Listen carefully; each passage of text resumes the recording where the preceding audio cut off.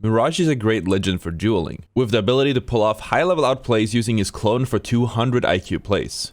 He sees play in almost every tier of play with the ability to troll the whole lobby. Stay tuned to learn how to play Mirage in this episode of Guide Wednesdays, where I use my over 6,000 hours to teach you how to play Apex. Mirage is the 11th most picked legend in the game, with the pick rate kind of falling off past Diamond, but that doesn't mean that he's not any good, and more specifically, not any less fun to play. Mirage loses out on team play abilities compared to other meta legends, and when you are in the sweatier, high-tier lobbies, you need to strictly stick to the meta if you want to climb. What legend you play normally doesn't really matter under Diamond or in casual public lobbies, so let's take a look at those abilities. Mirage's passive, Now You See Me, has several uses to further bamboozle your enemies. You will automatically become invisible when using respawn beacons and reviving your teammates. If you get knocked, you will be invisible for 5 seconds and spawn a down clone decoy. Keep in mind that your holo emitters, that's the blue glow, will be visible to players who are less than 5 meters away when you are cloaked. Your cloak will also flicker if you're using your passive outside of the ring. Escaping with the passive is an art, and if you want to play it correctly, you can delay yourself from getting finished for a lot longer than any other legend. As soon as you get knocked, start crawling to the nearest cover, preferably out of the enemy's line of sight so they don't spot you once your 5 seconds are over. Most Mirages make the mistake of using their knockdown shield when they are invisible, which obviously is a dead giveaway and will get you killed instantly. Your down decoy won't have a knockdown shield, so try not to use it unless you're about to get firsted. Reviving a teammate with your passive is a skill that can always be improved on. If you stick a revive, both you and your teammate will go invisible for the entire duration of the revive, but a very loud respawn audio cue will play.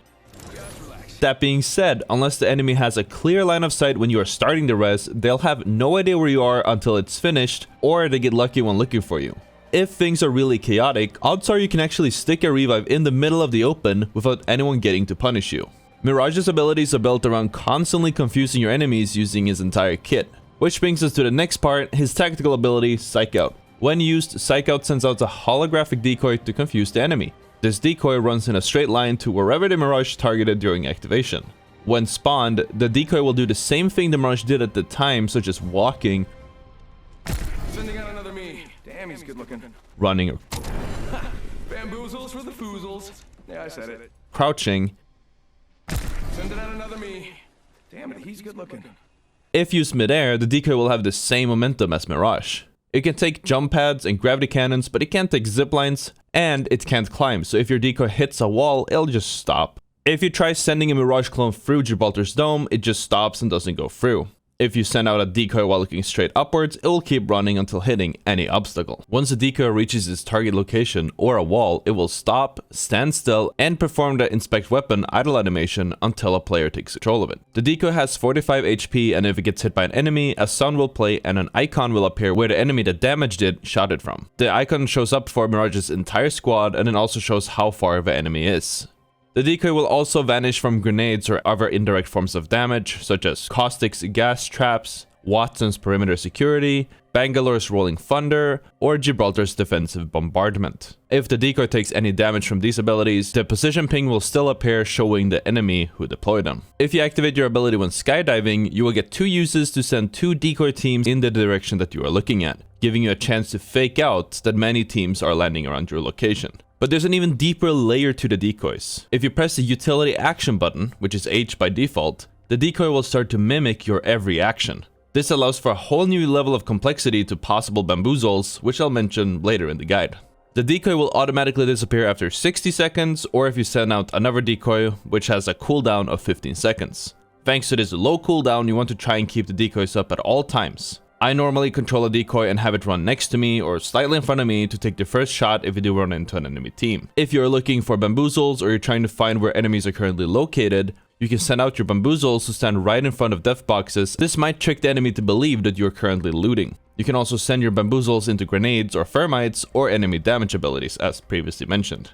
While reviving your teammates, you can send out a clone behind cover to confuse your enemies and buy some extra time as you're sticking the rest somewhere else. If you are holding a position, you can place a decoy in front of the door to trick the enemies into not taking that entrance, and if you are pushing an enemy behind small cover such as a box, you can send your decoy the other way and peek at the same time as it runs the corner to pull off a one-man pinch maneuver. Decoys are a super deep game, and half of the battle is knowing what you can actually accomplish with a decoy, and the rest is just reading and outplaying your enemies.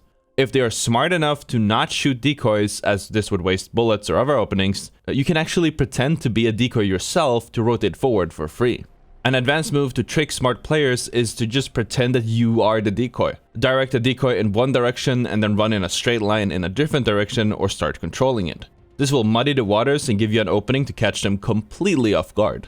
And finally, his ultimate, Life of the Party, allows for even more outplays, which upon activation makes Mirage invisible for a second and then sends out a team of 5 controllable decoys around him that mimics his movements. Your blue glowing holo emitters will be visible to enemies within 5 meters. The decoys work the same as your tactical and have 45 HP each.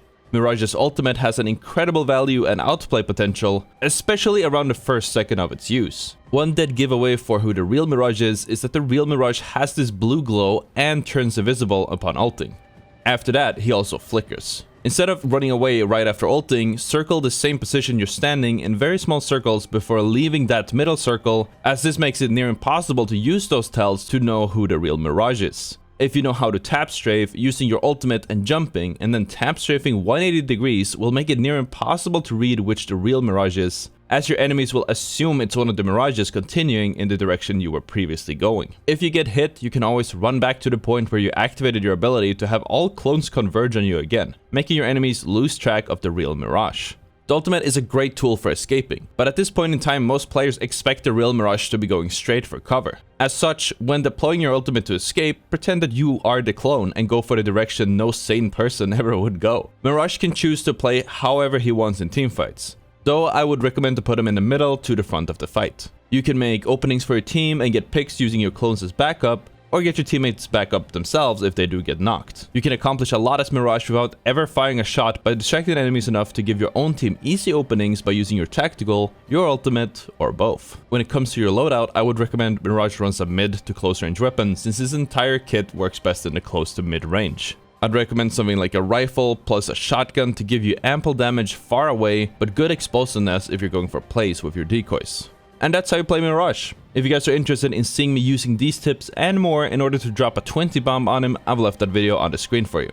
Thank you so much for watching, and I'll see you all tomorrow. Sure, I'll catch him standing still soon. Catch him slipping in 4K. In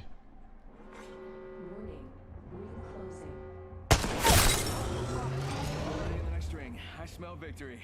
Kind of smells like. Funny. Dropping. I downed another. All right, we even the odds. Let's go. I took care of it. Don't worry. Nice work. You're good. Reloading. Attention. Delivering care package. Target spotted. Bamboozles.